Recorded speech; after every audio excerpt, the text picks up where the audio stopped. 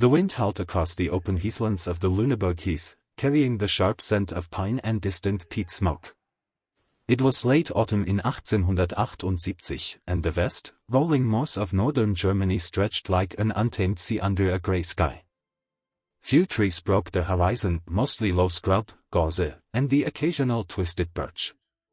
In this empty expanse, a man rode alone. His name was Jakob Reiter, though most who had crossed his path called him simply der Fremde, the stranger. He sat tall in a saddle worn from years of hard travel, his long duster coat flapping like a raven's wings. Underneath, he wore a faded blue shirt, leather vest, and boots cobbled together from American patterns he had seen only in magazines smuggled from Hamburg. A wide-brimmed hat, bought from a sailor in Bremen, shaded eyes the color of storm clouds. At his hip hung a heavy Colt revolver, its grip worn smooth. Across his back rested a Winchester rifle, both acquired during a brief, violent stint working passage on an Atlantic freighter out of New York. Jakob had not been born to this life. He came from a small farm near Celle, son of a struggling tenant who lost everything to a late frost and a greedy landlord. At 17 he had run away, worked the docks in Hamburg, then signed on with a ship bound for America. For 5 years he drifted through the territories.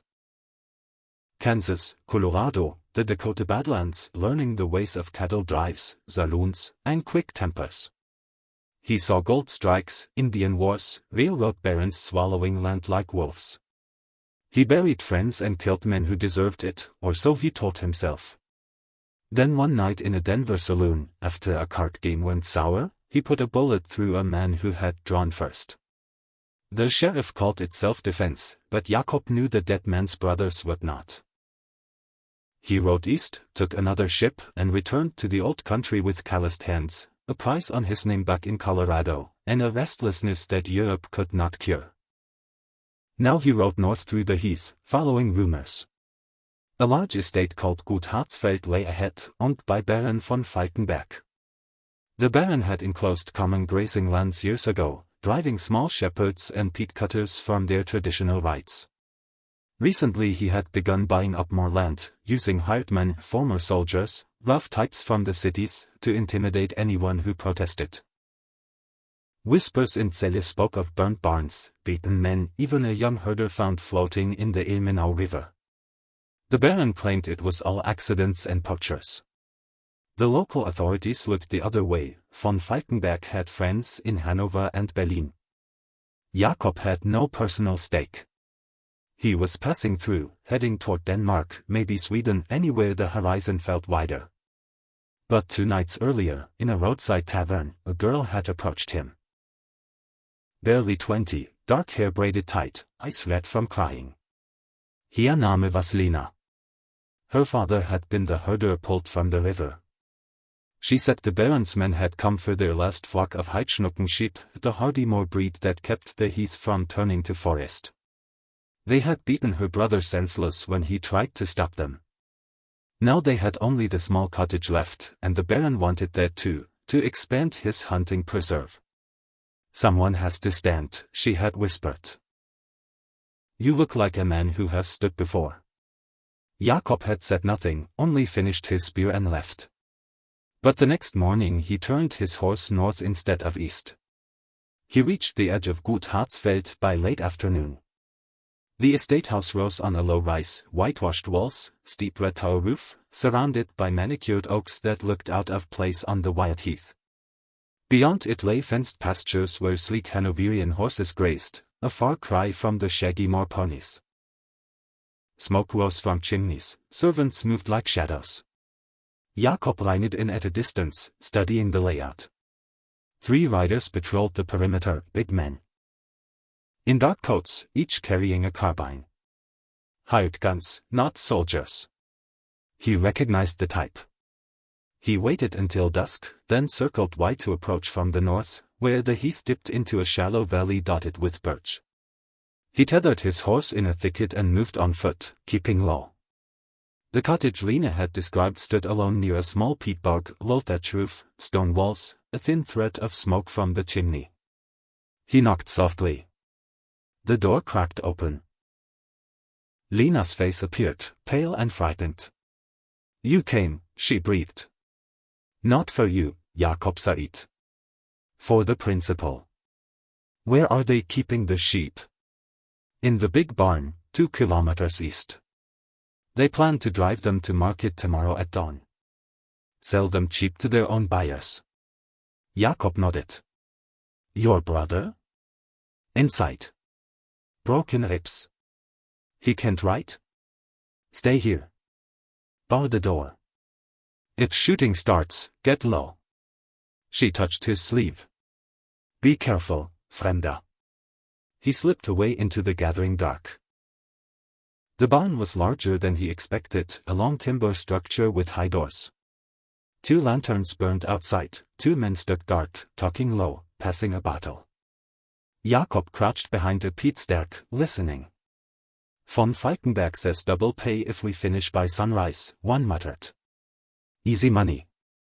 The old man won't fight." The other laughed. "His daughter might. Pretty thing. Shame about the brother." Jakob's jaw tightened. He checked his revolver. 5 rounds loaded, 1 empty chamber under the hammer for safety. Rifle slung over shoulder. No rifle now, too cumbersome in close work. He moved like a ghost, circling to the rear. A small side door stood ajar. Inside, the air smelt of wool and manure. Hundreds of sheep milked in pens, bleating softly. At the far end, 3 more men played cards by lantern light. Jakob stepped inside, boots silent on straw. One man looked up. "Who the hell?" Jakob's Colt spoke once. The lantern shattered.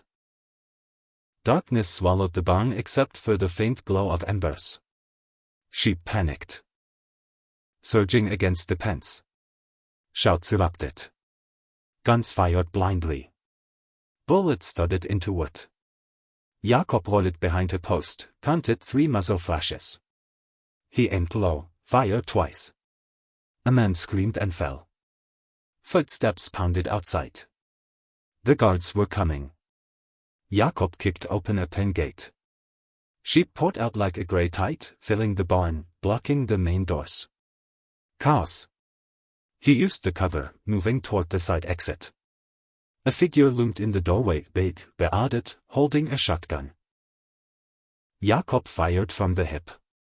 The man staggered, dropped. The shotgun discharged into the ceiling. More shots from outside. Jakob ducked, felt a hot line across his upper arm. Blood soaked his sleeve. He gritted his teeth, switched the Colt to his left hand, and ran low toward the horses tethered near the barn. He reached them, cut the reins of 2, slapped their rumps. They bolted, dragging ropes, stirring more dust and confusion. Then he mounted one of the remaining horses bareback, gripping with his knees, and rode hard into the heath. Behind him, Schutz, Whistles, Hofberts.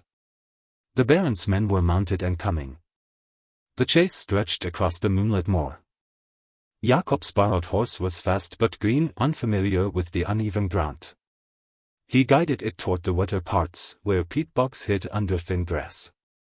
The pursuers, 4 riders now, spread out, trying to flank him. He heard a bullet whine past his ear. Another kicked up dirt near his horse's hoofs. Jakob pulled the Winchester free, twisted in the saddle, fired one-handed.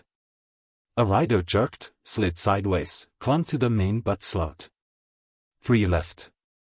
The land dipped suddenly into a narrow stream bed, shallow water, gravel bottom.